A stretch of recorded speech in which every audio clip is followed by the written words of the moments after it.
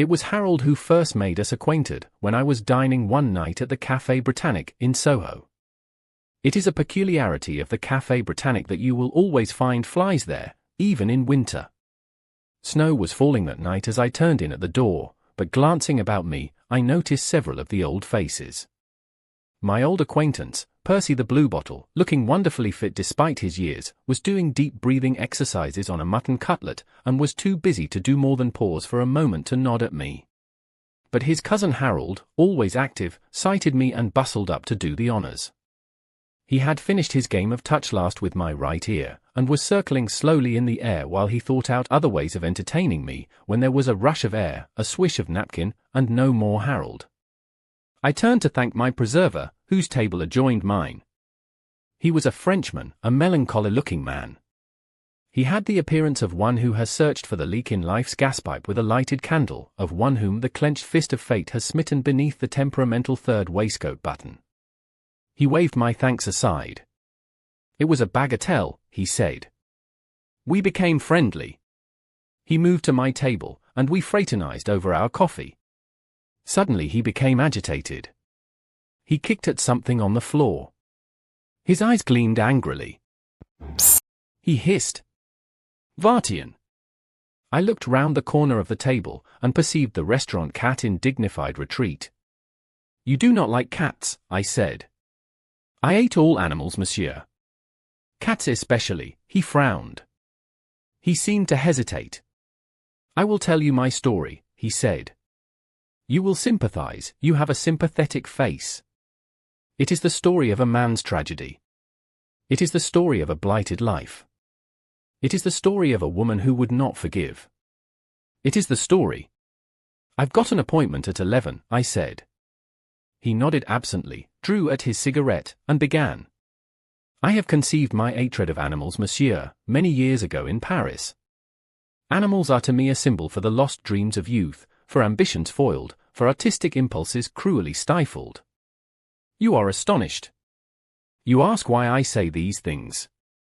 I shall tell you. I am in Paris. Young, ardent, artistic. I wish to paint pictures. I have the genius, the enthusiasm. I wish to be disciple of the great Bouguereau. But no. I am dependent for support upon an uncle. He is rich.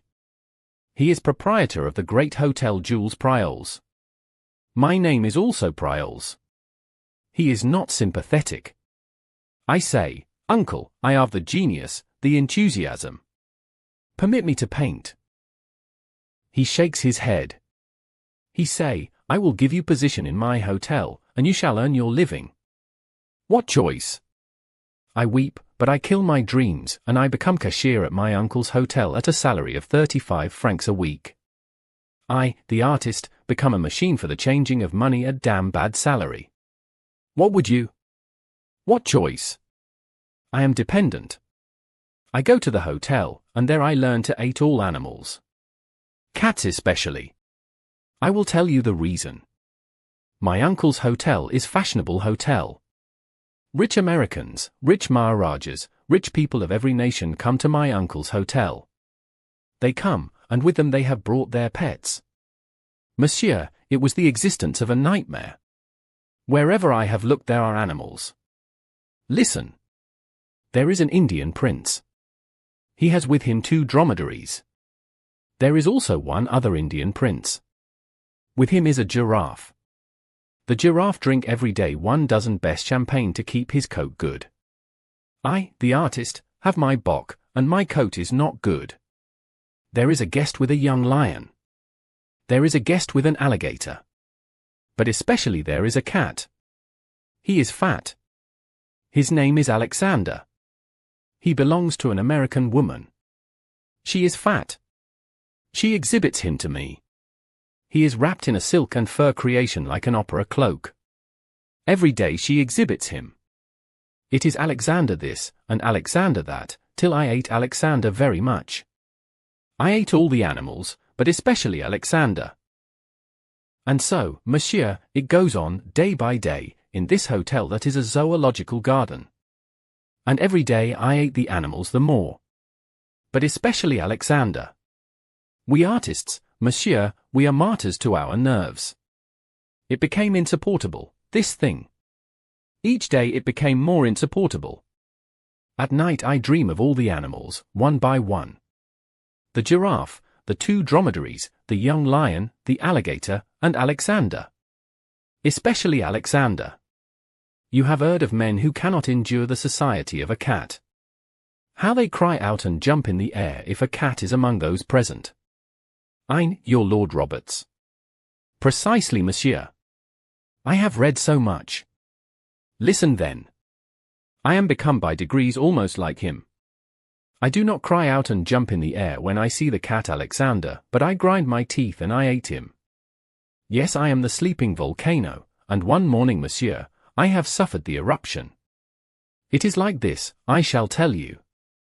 Not only at that time am I the martyr to nerves, but also to toothache. That morning I have had the toothache very bad. I have been in pain the most terrible. I groan as I add up the figures in my book. As I groan I hear a voice. Say good morning to Monsieur Priel's Alexander. Conceive my emotions, monsieur, when this fat, beastly cat is placed before me upon my desk. It put the cover upon it. No, that is not the phrase. The lid. It put the lid upon it. All my smothered hatred of the animal burst forth. I could no longer conceal my hatred. I rose. I was terrible. I seized him by the tail. I flung him I did not know where, I did not care. Not then. Afterwards, yes, but not then.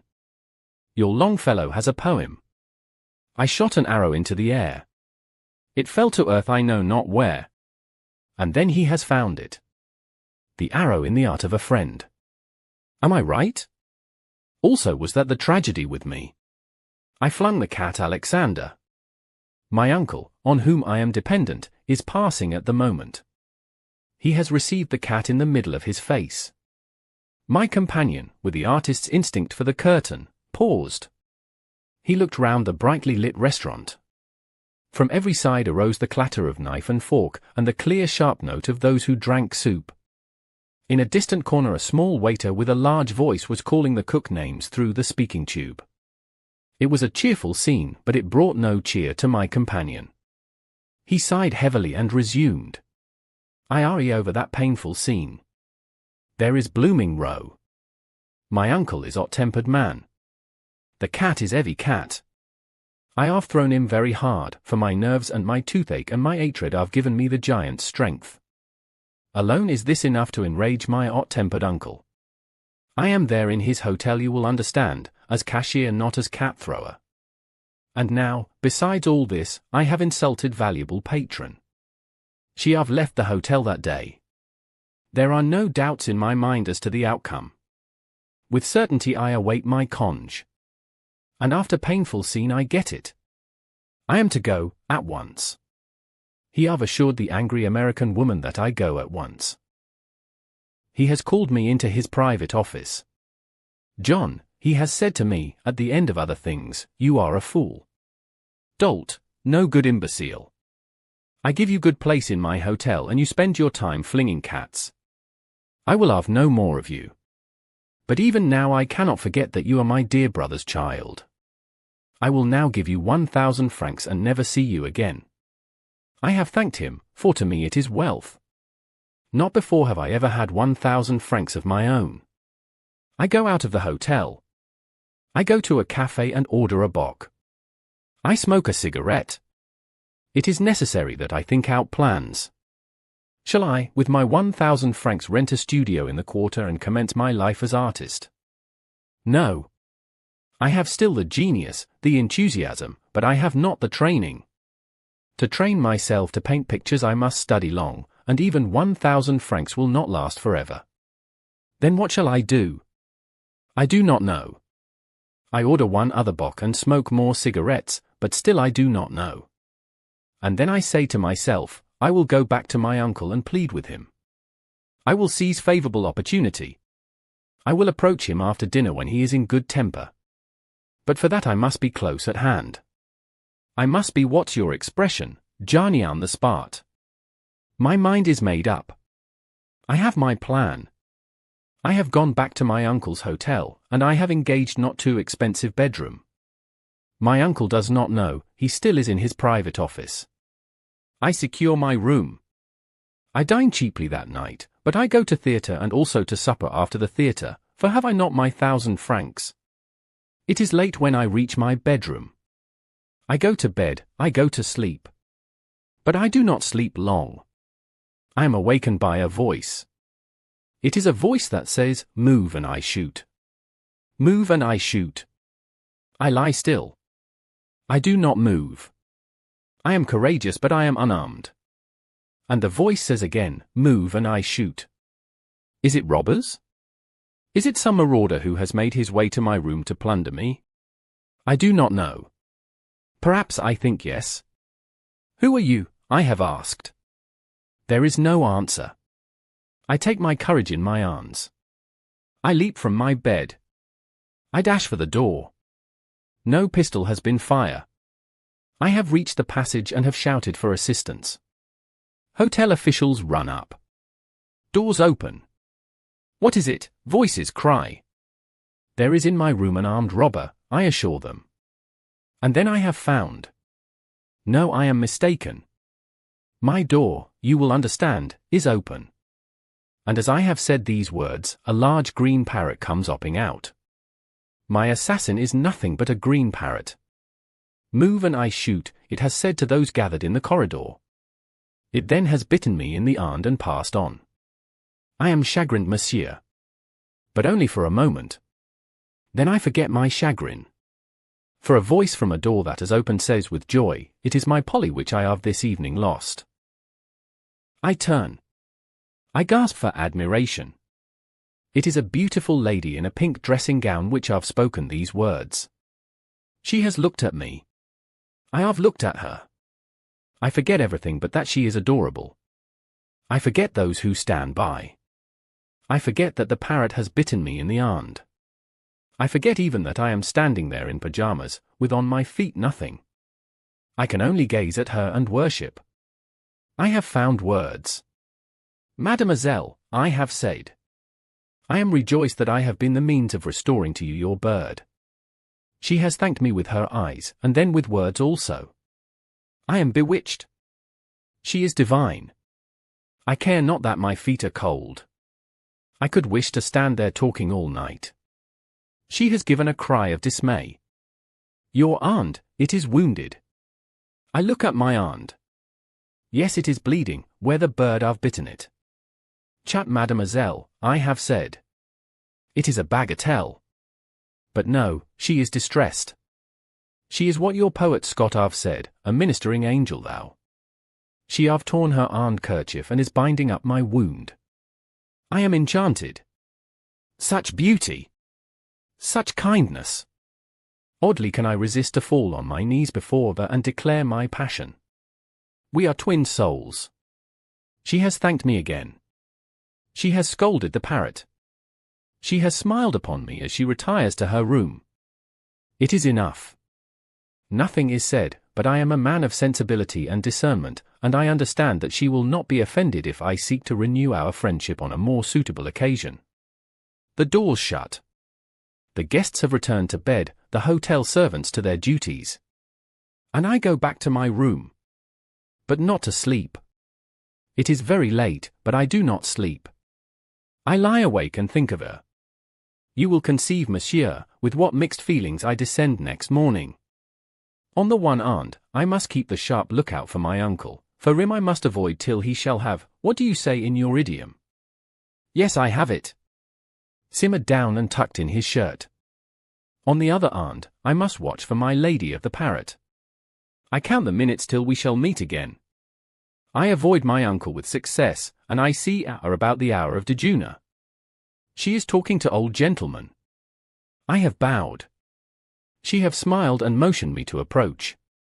Father, she has said. This is the gentleman who caught Polly. We have shaken hands. He is indulgent, papa. He has smiled and thanked me also. We have confided to each other our names. He is English. He owns much land in England. He has been staying in Paris. He is rich. His name is Anderson. He addresses his daughter and call her Marion. In my art I also call her Marion. You will perceive that I am, as you say, pretty far gone. The hour of dejeuner has arrived. I entreat them to be my guests. I can run to it, you understand, for there are still in my pockets plenty of my uncle's francs.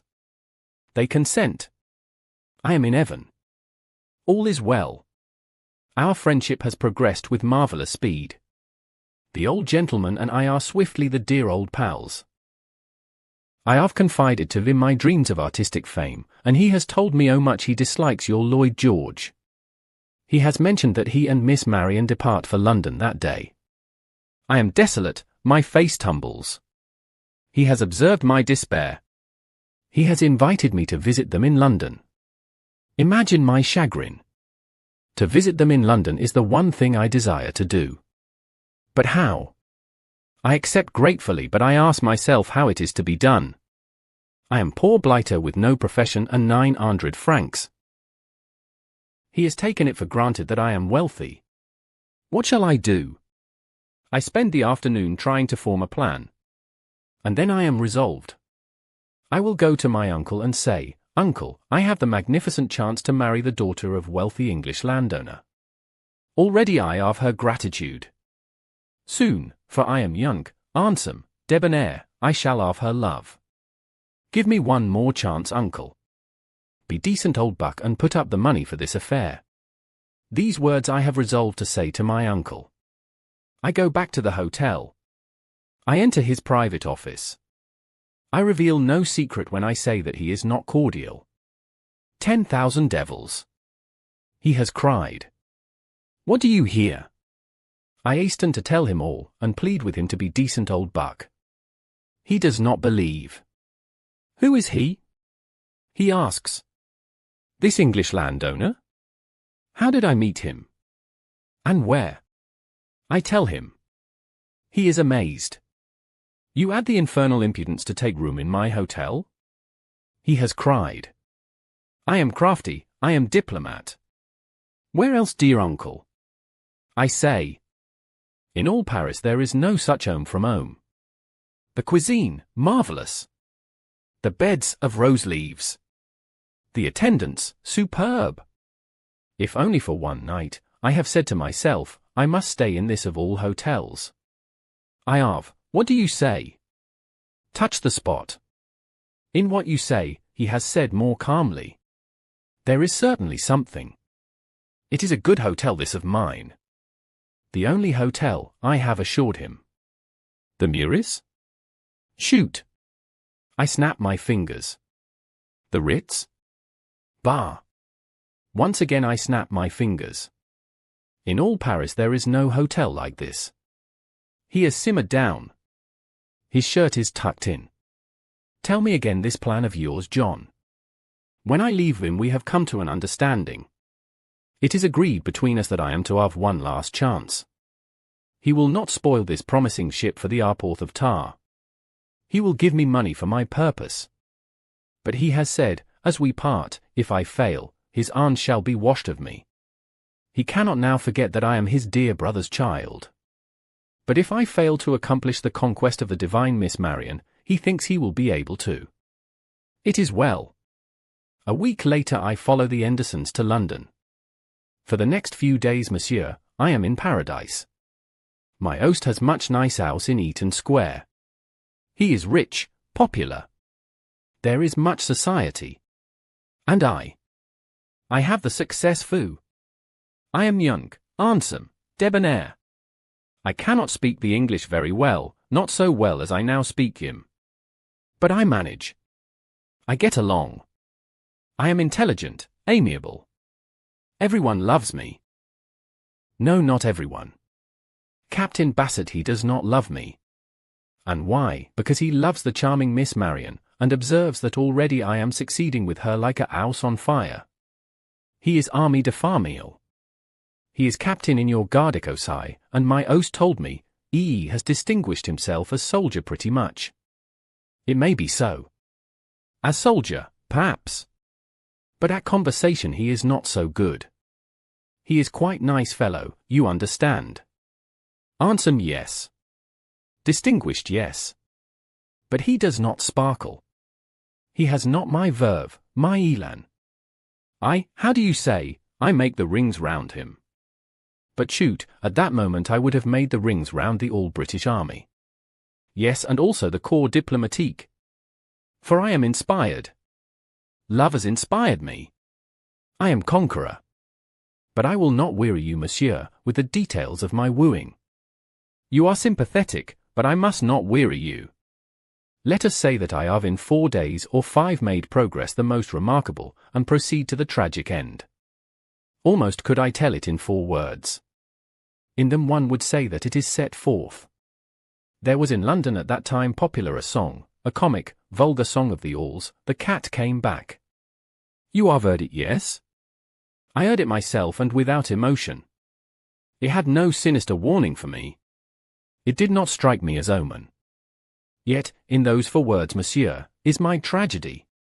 How, I shall tell you. Every word is a sword twisted in my art, but I shall tell you. One afternoon we are at tea. All is well. I am vivacious, gay. Miss Marian, charming, gracious. There is present also an aunt, Mr. Anderson's sister, but I do not much notice. It is to Marian I speak, both with my lips and also with my eyes. As we sit, Captain Bassett is announced. He has entered. We have greeted each other politely but coldly, for we are rivals. There is in his manner also a something which I do not much like. A species of suppressed triumph, of elation. I am uneasy, but only yet vaguely, you will understand. I have not the foreboding that he is about to speak my death sentence. He addresses Miss Marian. There is joy in his voice. Miss Anderson, he has said. I have for you the bally good news. You will remember, isn't it, the cat belonging to the American woman in the hotel at Paris, of which you have spoken to me? Last night at dinner I have been seated beside her. At first I am not certain is it she. Then I say that there cannot be 2 Mrs. Balderstone Rockmetlers in Europe, so I mention to her the cat.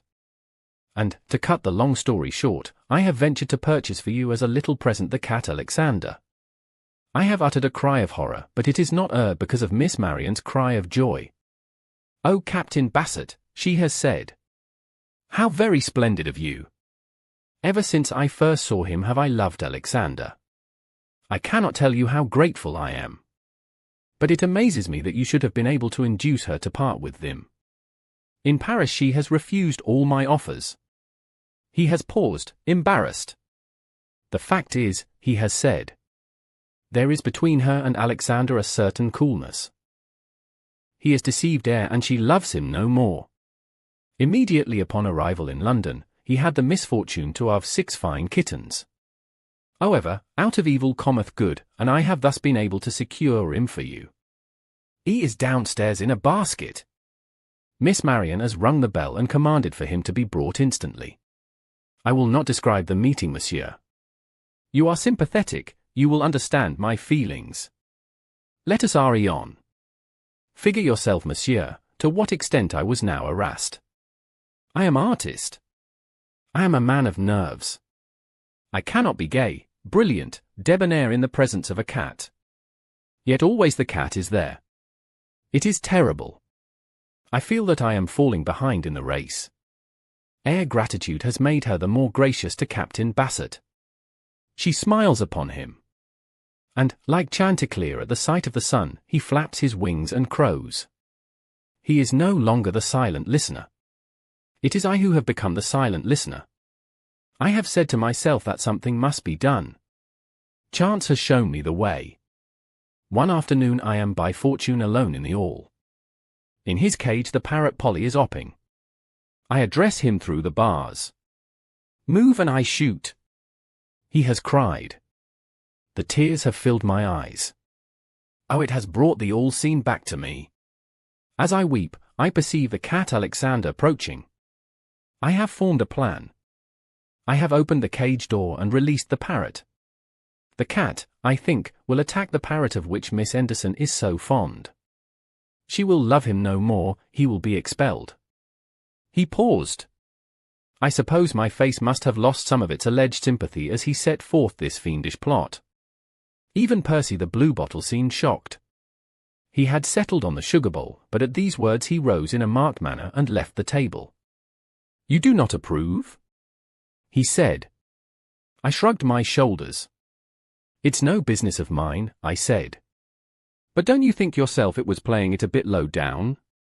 Didn't the thought present itself to you in a shadowy way that it was rather rough on the bird? It did, monsieur.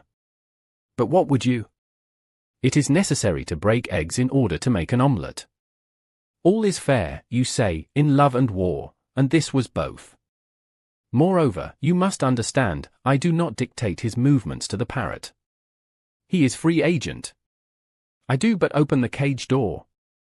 Should he hop out and proceed to the floor where is the cat, that is his affair. I shall continue, yes? Allo, I open the cage door and disappear discreetly. It is not politic that I remain to witness what shall transpire. It is for me to establish an alibi. I go to the drawing room where I remain. At dinner that night Mr. Henderson has laughed. In the all this afternoon, he has said. I have seen by chance the dickens of a funny occurrence. That parrot of yours, Marion, had escaped once again from its cage and was having an argument with that cat which Captain Bassett has given to you. Oh, I hope that Alexander has not hurt poor Polly, of whom I am very fond, she has said. The affair did not come to blows, has said Mr. Henderson. You may trust that bird to take care of himself, my dear. When I came upon the scene the cat was crouching in a corner, with his fur bristling and his back up, while Polly, standing before him, was telling him not to move or he would shoot. Nor did he move, till I had seized the parrot and replaced him in the cage, when he shot upstairs like a streak of lightning. By sheer force of character that excellent bird had won the bloodless victory. I drink to him. You can conceive my emotion as I listen to this tale. I am like the poet's mice and men whose best kid schemes have gone away. I am baffled. I am discouraged. I do not know what I shall do. I must find another plan, but I do not know what. How shall I remove the cat? Shall I kill him? No, for I might be suspect. Shall I hire someone to steal them? No, for my accomplice might betray me. Shall I myself steal them? Ah, that is better. That is a very good plan. Soon I have it perfected, this plan. Listen, monsieur, it is as follows. It is simple, but it is good.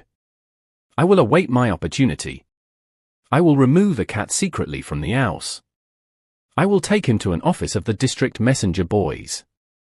I will order a messenger to carry him at once to the cat's house, and to request monsieur le directeur immediately to destroy him. It is a simple plan, but it is good. I carry it through without a hitch. It is not so difficult to secure the cat. He is asleep in the drawing room. There is nobody at hand. I have in my bedroom a rat box which I have brought from Paris. I have brought it with me to the drawing room. I have placed in it the cat. I have escaped from the house. The cat has uttered a cry, but none has heard. I have reached the office of the district messenger boys. I have handed over the cat in its box. The manager is courteous, sympathetic. A messenger has started in a cab for the cat's house. I have breathed a sigh of relief. I am saved. That is what I say to myself as I return. My troubles are over, and once more I can be gay, debonair, vivacious with Miss Marion, for no longer will there be present the cat Alexander to harass me. When I have returned there is commotion in the house. I pass on the stairs, domestics calling puss, puss. The butler is chirruping loudly and poking beneath the furniture with her umbrella. All is confusion and agitation. In the drawing room is Miss Marion. She is distressed. Nowhere, she has said, can there be found the cat Alexander of whom I am so fond. Nowhere in the house is he. Where can he be? He is lost. I am gentle, sympathetic. I endeavour to console her. I enter her that am I not sufficient substitute for a beastly cat? She is, however, inconsolable. I must be patient. I must wait my time. Captain Bassett is announced. He is informed of what has happened. He is distressed. He has the air as if he too would endeavor to be gentle, sympathetic. But I am Johnny on the spot. I stay till he is gone. Next day again it is puss, puss. Again the butler has explored under the furniture with the umbrella. Again Miss Marian is distressed. Again have I endeavored to console. This time I think I am not so unsuccessful. I am, you understand, young, handsome, sympathetic. In another 2 ticks I am about to seize Errand and declare my passion. But before I can do so, Captain Bassett is announced. I gaze at him as at unsuccessful rival. I am confident, I am conqueror. I little know. It is in the moments of our highest hope, monsieur, that we are destroyed. Captain Bassett, he too, has the air of the conqueror.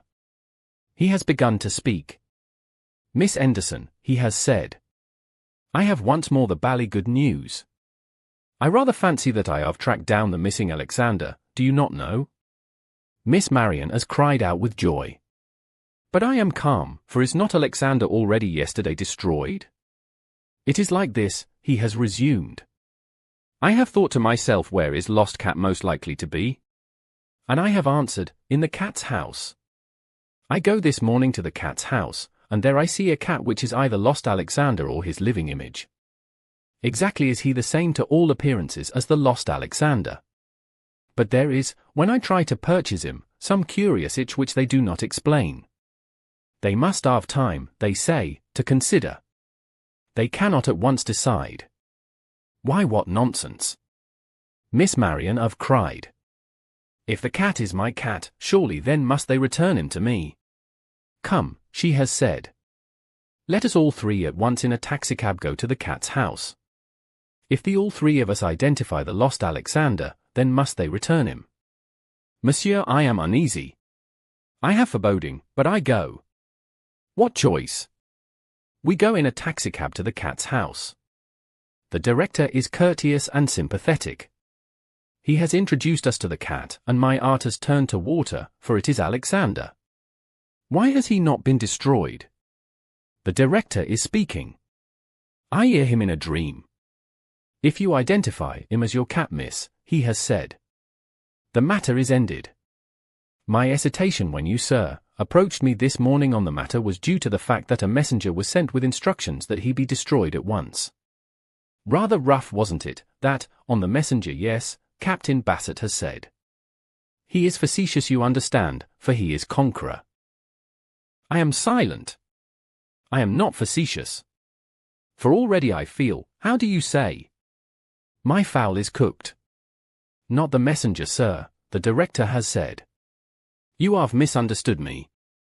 It was the cat which was to be destroyed as per instructions of the anonymous sender. Who could have played such a wicked trick? Miss Marian has asked, indignant. The director has stooped, and from behind a table he has brought her hat box. In this, he has said. The above animal was conveyed. But with it was no accompanying letter, the sender was anonymous. Perhaps, Captain Bassett has said, and still more in a dream I hear him. Perhaps on the hat box there is some bally name or other, do you not know what? I clutch at the table. The room is spinning round and round. I have no stomach, only emptiness. Why, bless me, the director has said. You're quite right, sir, so there is. Funny of me not to have before observed it. There is a name, and also an address. It is the name of John Priles, and the address is the Hotel Jules Priles, Paris. My companion stopped abruptly. He passed a handkerchief over his forehead. With a quick movement he reached for his glass of liqueur brandy and drained it at a gulp. Monsieur, he said. You will not wish me to describe the scene? There is no need for me, Ein. To be Zola-esque. You can imagine? She chucked you? In moments of emotion it is the simplest language that comes to the lips. He nodded. And married Captain Bassett? He nodded again. And your uncle? I said. How did he take it? He sighed. There was once more, he said. Blooming row, monsieur. He washed his hands of you? Not altogether. He was angry, but he gave me one more chance. I am still his dear brother's child, and he cannot forget it. An acquaintance of his, a man of letters, a Monsieur Paul Sartins, was in need of a secretary. The post was not well paid, but it was permanent. My uncle insists that I take it. What choice? I took it. It is the post which I still hold. He ordered another liqueur brandy and gulped it down. The name is familiar to you, monsieur? You have heard of Monsieur Sartins? I don't think I have. Who is he? He is a man of letters, a savant. For 5 years he has been occupied upon a great work. It is with that I assist him by collecting facts for his use. I have spent this afternoon in the British Museum collecting facts. Tomorrow I go again. And the next day. And again after that. The book will occupy yet another 10 years before it is completed. It is his great work. It sounds as if it was, I said. What's it about? He signaled to the waiter. Garçon, one other liqueur brandy. The book, monsieur, is a history of the cat in ancient Egypt.